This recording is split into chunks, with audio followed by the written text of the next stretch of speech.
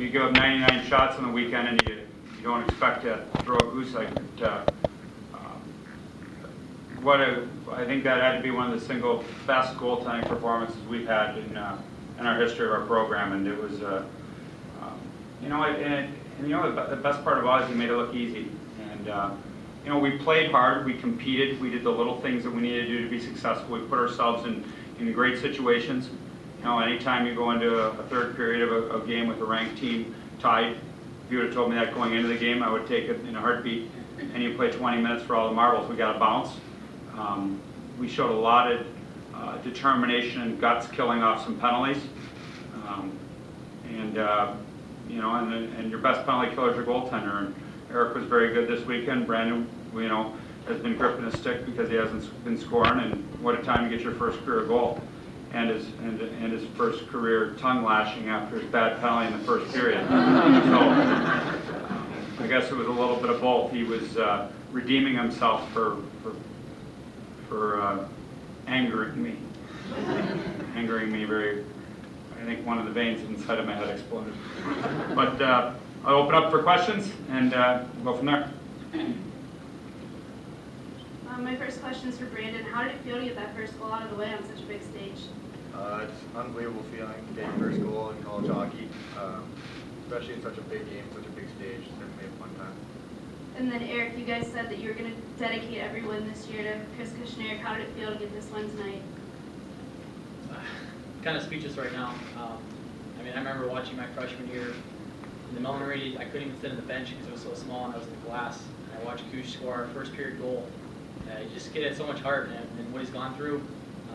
The amount of fundraising that we've done and the support that's all been for him, and his jersey hangs in our locker every game.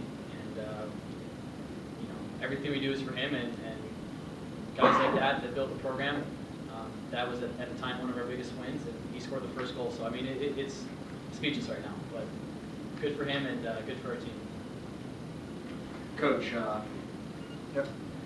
your defense looked like they were just absolutely astounding today. They forced everything to the outside. They took the man, didn't let too many people behind them. How can you build on that success going forward through the season, especially towards playoff time?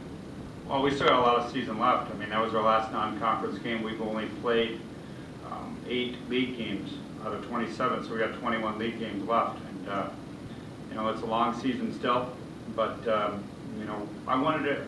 talked to our guys earlier, this morning. Said, you want to put yourselves in a position to know what it feels to win, and win a championship, so you know what it feels like come playoff time.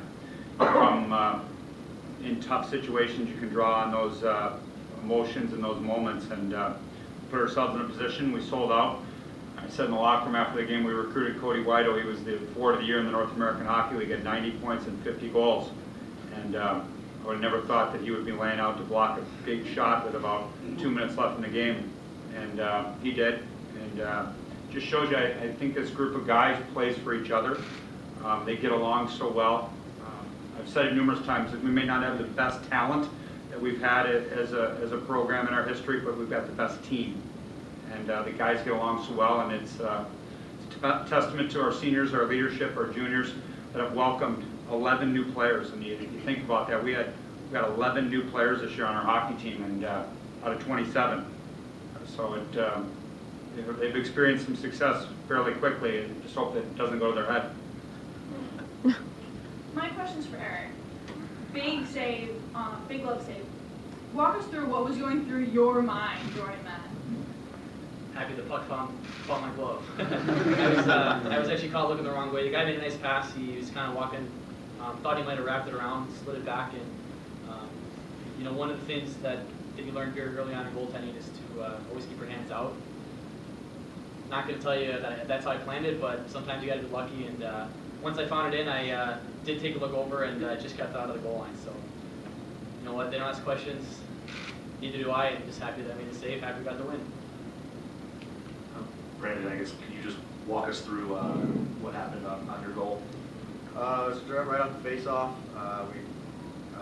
Hines came down the wall, saw like an opening, so I popped up a little bit, puck out to the net, just turned around and whacked at it, found the back of the net.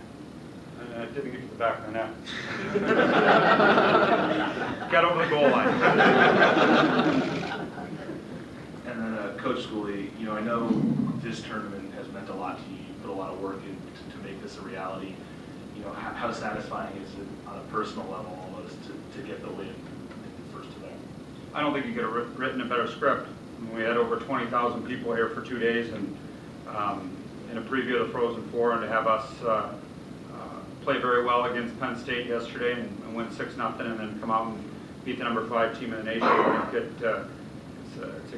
it's a very good script to write, and it has been a lot of work. It's been a lot of work from the Consol Energy Center people and Scott Zimmerman, the Penguins, and Tom McMillan, and their David Pert, his staff, and Marty Belosi and Robert Morris and myself. We put a lot of time and effort into this, and pretty gratifying to see the crowd that we had here, and the games that we had. They were all very competitive hockey games. They were all, except for our 6-0 win, they were all close games, and just proud that we were able to participate in this, and hopefully it's a tradition we'll have for a long time coming.